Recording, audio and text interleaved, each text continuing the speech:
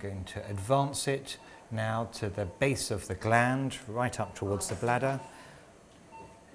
I'm going to move the little markers forward. The seeds are now sitting at the tip of the needle. I hold the plunger still and withdraw the outer sheath, and the seeds are again implanted. And the nomogram is going to allow that length is exactly right. The stranded seeds allow us to push the radiation dose out just a little bit further, particularly at the base and the apex of the prostate, without fear of the seeds migrating in the veins and moving to the lungs. As well as generating a wide dose coverage, the 4D brachytherapy technique avoids issues with mobile prostate glands. There is a considerable amount of motion of the prostate during an implant, some prostates by more than others, and that's why we feel it's very important to insert the seeds in the longitudinal view rather than some techniques where one was relying on the transverse image. It's very difficult to determine whether the needle is actually passing through the prostate or just pushing the prostate, unless you're actually looking in that longitudinal view. In contrast to techniques that deliver stranded seeds based on the retraction planes, 4D brachytherapy uses a different approach. We've found that there can be a tendency to focus on these retraction planes rather than actually where the prostate is. So in 4D brachytherapy, we insert the needles to the base of the prostate as far up as we can, irrespective of whether that's a 5mm retraction plane, a 7mm or 7.5mm.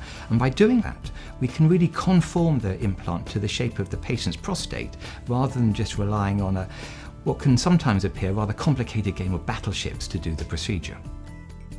This clear visual target, the base of the prostate for every strand, means the implant is both quicker and much more flexible to any minor variations in the size of the prostate gland. The 4D implant is not just about what's going on inside the prostate, however. The technique has evolved in such a way that the operators work together when implanting the seeds. When it comes to actually implanting the radiation, it's very important that both operators come together. We've devised the technique that works well for us is that the person that is registering the seeds on the planning computer holds on to the cradle of the ultrasound and thus dictates the speed of the procedure.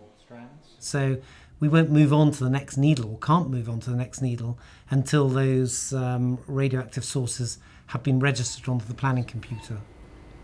And I'm swinging the cradle backwards and forwards and picking up the needle, as it were, tuning the ultrasound into that needle, and at the same time making sure that the computer is correctly identifying the right seed chain and marking it as implanted.